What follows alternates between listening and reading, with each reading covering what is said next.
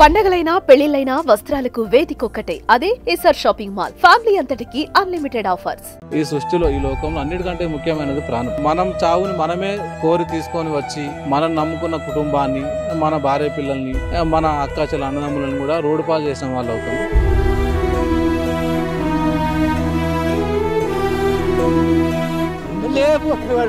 గుంజుకుని పోయాడు అంటే గుంజుకుని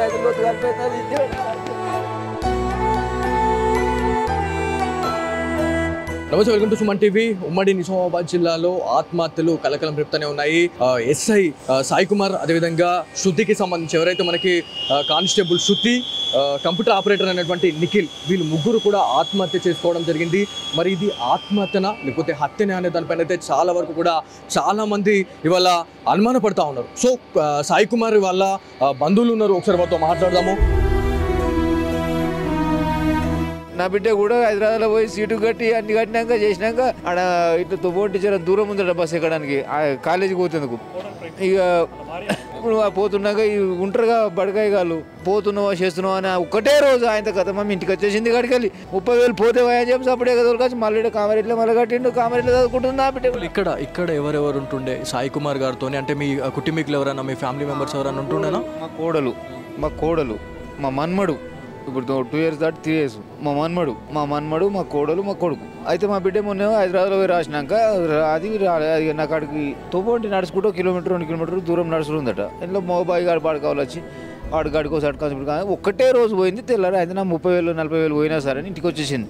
వచ్చేస్తే మళ్ళీ కామారెడ్డిలో మళ్ళీ 10,000 ఎక్కువ అవుతున్నాయి అంటే ఈడ కట్టిండి. ఇప్పుడు ఈయనే ఉండి చదువుకుంటుందామే, మా కొడుకు దగ్గరికి వెళ్ళి చదువుకుంటుంది. అయ్యో, అయితే మొన్న 3 రోజులు నాడు ఇంటికి వచ్చిరాలు, ఈ 3 రోజులు ఇంటికి వచ్చారు. మా కొడుకు మా మన్మడు మా కోడలు మా బిడ్డే 3 రోజుల ఇంటికి వచ్చి. అన్న మీరు చెప్పండి, మీరు సాయి కుమార్కి మీరు ఏమవుతారు? నేను బాబాయ్ని అవుతానండి. నేను పోలీస్ శాఖలోనే పనిచేస్తున్నా. నేను కానిస్టేబులే. నా ఇన్స్పిరేషన్తోనే సాయి 2018లో ఎస్ఐగా సెలెక్ట్ అయ్యాడు. ఆయన ఇక్కడ మీ జిల్లాలోనే ఇంతకుముందు బిక్నూరులో, బీబీపేటలో చేశాడు, ఇప్పుడు బిక్నూరులో చేస్తున్నాడు. అంటే మృదు స్వభావి, మంచి ఫ్రెండ్షిప్ మెయింటైన్ చేస్తాడు. ఎవరికైనా సరే ఇమీడియట్లీ రెస్పాండ్ అవుతాడు. ఎవరికైనా ఇబ్బందులు ఉన్నాయన్నా కానీ రెస్పాండ్ అవుతాడు సర్కిల్లో. ఆ మృదు స్వభావ గుణమే ఆయనను నిన్న జరిగిన పరిణామం కారణం అయి ఉంటుందని నేను భావిస్తున్నా. సోషల్ మీడియాలో దుష్ప్రచారం అనేది జరుగుతూ ఉంది. అంటే సాయి కుమారే శృతికి కాల్ చేసి రమ్మన్నాడు, అంటే విధులు అయిపోయిన తర్వాత కూడా తను రమ్మనడానికి గల కారణం ఏంది అని చెప్పేసి చాలా వరకు కూడా న్యూస్ అనేది స్ప్రెడ్ అవుతూ ఉంది. సో దీని గురించి మీరు ఏం చెప్తారు? సోషల్ మీడియాని దయచేసి నేను ఒకటే కోరుతున్నానండి, అసలు శృతి అనే అమ్మాయి ఆ పోలీస్ స్టేషన్లో వర్క్ చేసే అమ్మాయి కాదు. ఆ అమ్మాయి ప్రజెంట్ బీబీపేటలో పనిచేస్తుంది. బీబీపేటలో గతంలో పనిచేసిన ఆ యొక్క పరిచయాలు ఉండొచ్చు, దాన్ని మనం కాదనలేము. ఎందుకంటే ఆయన ఎస్ఐ తోటి కానిస్టేబుల్ కాబట్టి ఉండొచ్చు బహుశా. అట్లా అని ఆమెను పిలవడము, ఆ తర్వాత పోవడం ఇలాంటిది ఏం లేదు. అక్కడ 3 persons ఉన్నారు, అది దయచేసి గమనించాలి అందరు కూడా. అక్కడ 3 persons ఉన్నారు. అక్కడికి వాళ్ళ ఇద్దరి లొకేషన్ తీసుకున్నాడు. నిన్న ఫోన్ కాల్ వచ్చింది అమ్మాయి నుంచి, అక్కడ ఏదో జరుగుతుంది. ఇమీడియట్లీ వాళ్ళ ఫోన్ లొకేషన్ తీసుకొని పోలీస్ స్టేషన్ నుంచి ఇంట్లో కనీసం ఇంటి డోర్ కూడా లాక్ చేసుకోకుండా స్పాట్కి వెళ్ళడం జరిగింది. వెళ్ళేసరికి అక్కడ ఆ 3 మధ్యలో ఏం జరిగిందో తెలియదు. ఆ అమ్మాయి మేబీ సూసైడ్ అటెంప్ట్ చేస్తే కాపాడే ప్రయత్నంలో చనిపోయి ఉంటాడు. సాయి నేచర్ చాలా గుడ్ నేచర్ అండి. అనవసరంగా సోషల్ మీడియాలో వైరల్ చేసి దీని ఎపిసోడ్ వచ్చేసి కుటుంబం పరువు ఏదైతే మనకి కానిస్టేబుల్ శృతి గురించి మాట్లాడుకుంటే తన ఒంటిపైన గాయాలు కనిపిస్తూ ఉన్నాయి, గాయాలు ఉన్నాయని చెప్పేసి కూడా న్యూస్ అనేది బయటకు వస్తూ ఉంది. సో ఇదేంటంటే దాడి ఏమైనా జరిగిందా అనేది చాలా మందికి ఉన్న క్వశ్చన్ అండి. సార్ అది నేను మాట్లాడాల్సింది కాదు, స్థానిక పోలీసులు మాట్లాడాలి. నేను కూడా పోలీస్ డిపార్ట్మెంటే కాబట్టి నాకున్న ఎక్స్పీరియన్స్తో అని చెప్తున్నా.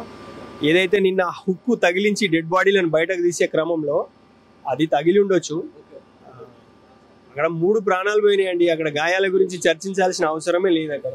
సో గతంలో కూడా మా సుమన్ టీవీ ఆధ్వర్యంలో నేను సాయి కుమార్ గారితో నేను ఇంటర్వ్యూ చేయడం జరిగింది. అంటే ఆత్మహత్యలకు చాలా మంది పాల్పడతా ఉన్నారు, ఆత్మహత్యలే శరీరంగా చాలా మంది కూడా వాళ్ళు ఆత్మహత్య అంటే ఒక చిన్న ఏమైనా ఇబ్బంది కలిగిందంటే ఆత్మహత్యలు పోయి వేసుకుంటా ఉన్నారు అనే దానిపైన మేము ఇంటర్వ్యూ చేసినాం సాయి కుమార్ గారితోనే. సో ఆ రోజు కూడా తను గట్టిగా చెప్పారు, అంటే ఏదైనా ఇబ్బంది కలిగినప్పుడు దాన్ని ఎదుర్కొనే శక్తి మన దగ్గర ఉండాలి, కానీ ఆత్మహత్యలు చేసుకోవద్దని స్వయంగా సుమన్ టీవీ వేదికగా సాయి కుమార్ గారు చెప్పడం జరిగింది. కాకపోతే ఈ ఆత్మహత్య మళ్ళా అనేది అంటే అతను అంత చెప్పాడు, ఆయన చెప్పిన తర్వాత ఇవాళ ఇట్లాంటి ఇన్సిడెంట్ జరగడం అనేది అసలు మేము కూడా నమ్మలేకపోతా ఉన్నాం. సో ఆయనతో మాట్లాడిన తర్వాత ఆయనతో మేము ఎక్స్పీరియన్స్ చేసినాము.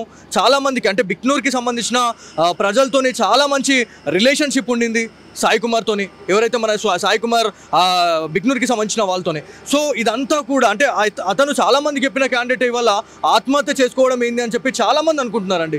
సో చాలామంది అంటే నెగిటివ్గా అనుకున్న వాళ్ళు చాలామంది ఉన్నారు, అదేవిధంగా పాజిటివ్గా తన గురించి మాట్లాడే వాళ్ళు కూడా చాలామంది ఉన్నారు. సో వాళ్ళకి ఏం చెప్తారు? నేను అందరు మీడియా ప్రతినిధులకు కూడా ఇదే చెప్తున్నానండి, అతను ఆత్మహత్య చేసుకునే పిరికివాడు కాదండి, మెచ్యూర్డ్ పర్సన్ అండి. ఆయన చాలా మెచ్యూర్డ్ పర్సనే కాదు, ఆయన ఆత్మస్థైర్యాన్ని నింపుతాడు. ఆయన కౌన్సిలింగ్ ఇచ్చే విధానం కూడా డిఫరెంట్ ఉంటుంది. ఏజ్లో చిన్నోడైనా అసలు సూసైడ్ చేసుకునే కాదు, అసలు ఆలోచనే ఉండదు ఆయనకి. అది కాపాడే ప్రయత్నంలోనే యాక్సిడెంటల్గా ఆయన మునిగి చనిపోవడం జరిగింది. అంతే, దయచేసి దీన్ని నెగిటివ్గా చేసి ఆయన చనిపోయిన తర్వాత కూడా ఆయన పరువు భంగం కలిగించవద్దు, మా కుటుంబం పరువు కూడా తెలియదు అని మీ మీడియా మిత్రులందరినీ కూడా నేను మళ్ళీ కోరుతున్నాను. ఇది మొత్తానికి కామారెడ్డి జీజీహెచ్ అదేవిధంగా మార్చురీలో అయితే మనం ఉన్నాము. ఎవరైతే మనకి బిక్నూర్ ఎస్ఐ అయినటువంటి సాయి కుమార్ గారి మృతదేహం, అదేవిధంగా బీబీపేటకి చెందిన ఏదైతే మనకి తను విధులు నిర్వర్తిస్తూ ఉంది అక్కడ కానిస్టేబుల్గా, అక్కడ కూడా ఎవరైతే శృతికి సంబంధించిన మృతదేహం, కంప్యూటర్ ఆపరేటర్ నిఖిల్కి సంబంధించిన డెడ్ బాడీస్ ఏవైతే ఉన్నాయో పూర్తిగా కూడా ఈ మార్చురీలోనే అయితే ఉన్నాయి. పోస్ట్ మార్టం నివేదిక ఆధారంగా ఏదైతే నిజాలన్నిటి బయటకు వచ్చే అవకాశం ఉంది. సెల్ ఫోన్ సిగ్నల్స్ ట్రాక్ చేసి మరి ఆ లొకేషన్ అయితే ట్రేస్ చేశారు అనేది తెలుసా ఉంది. మరి సెల్ ఫోన్ డేటాలో మనకి ఎలాంటి ఇన్ఫర్మేషన్ ఉన్నది అనేది చాలా పెద్ద క్వశ్చన్ మార్క్ అయితే ఉంది. కాకపోతే ఎవరైతే సాయి కుమార్ కి సంబంధించిన బంధువులు అదేవిధంగా వాళ్ళ బాబాయ్తో మాట్లాడితే చాలా వరకు కూడా సోషల్ మీడియాలో దుష్ప్రచారం జరుగుతూ ఉంది. ఎవరైతే నెగిటివ్ గా చేస్తా ఉన్నారో అక్కడ ఇద్దరు ఆత్మహత్య జరిగితే మాత్రం ఖచ్చితంగా అది వేరేలా ఉంటుండే. కాకపోతే అక్కడ థర్డ్ పర్సన్ అనే క్యాండిడేట్ కూడా అక్కడ జాయిన్ అవ్వడం అనేది చాలా పెద్ద ట్విస్ట్ అనేది అయితే ఉంది అని చెప్పి చెప్తా ఉన్నారు. మరి అక్కడ ఏమైనా దాడులు జరిగినాయా, లేకపోతే ఎవరైతే ఎస్ఐ సాయి కుమార్ గురించి మాట్లాడుకుంటే ఎవరైతే శృతి అండ్ దాని తర్వాత కంప్యూటర్ ఆపరేటర్ నిఖిల్ వీళ్ళు ముందుకు వెళ్ళిన తర్వాతనే శృతి సాయి కుమార్కి కాల్ చేసిందా లేకపోతే ఏంది అనేది కూడా ఒక చాలా పెద్ద కన్ఫ్యూషన్ అయితే ఉంది అనేది మనకు తెలుస్తూ ఉంది. ఎవరిని అడిగినా కూడా వాళ్ళు ఒకటే చెప్తా ఉన్నారు, సోషల్ మీడియాలో మీడియా ప్రతినిధులు కూడా వాళ్ళు ఒకటే చెప్తా ఉన్నారు, దుష్ప్రచారాలు అయితే చేయకండి, చనిపోయిన వాళ్ళని కూడా ఇవాళ మళ్ళీ ఇంకా బ్లేమ్ చేస్తూ ఉన్నారు అని చెప్పేసి వాళ్ళ కుటుంబీకులు అయితే చెప్తా ఉన్నారు. ఏదేమైనప్పటికీ ఉమ్మడి నిజామాబాద్ జిల్లాలో ఆత్మహత్యలు అనేవి ఏదైతే మనకి పోలీస్ డిపార్ట్మెంట్ లోనే ఆత్మహత్యలు అనేటివి వల్ల చర్చనీయాంశంగా అయిపోయింది. ఒక్కసారిగా ఉమ్మడి నిజామాబాద్ ఒక్కసారిగా ఉలిక్కి పడ్డది అని చెప్పేసి చాలా మంది చెప్తా ఉన్నారు. ఏదేమైనప్పటికీ సింధు శర్మ గారు కూడా ఒకటే ప్రెస్ మీట్ అయితే పెట్టడం జరిగింది. ఒకవేళ ఏం జరిగింది అనే దానిపైన అయితే పూర్తి క్లారిఫికేషన్ అయితే ఇస్తాము. పోస్ట్ మార్టం నివేదిక ఆధారంగా మొత్తం నిజాలు అనేటివి బయట పెడతామని చెప్పేసి కామారెడ్డి ఎస్పీ అయినటువంటి సింధు శర్మ గారు అయితే చెప్పడం జరుగుతా ఉంది. సో ఇది ఇక్కడ ఉన్న తాజా పరిస్థితి. కెమెరా పర్సన్ కార్తిక్ తో బాలు, సుమన్ టీవీ, కామారెడ్డి నుంచి. సుమన్ టీవీలో మీ పర్సనల్ అండ్ బిజినెస్ ప్రమోషన్స్ కోసం కింది నెంబర్కి కాంటాక్ట్ చేయండి.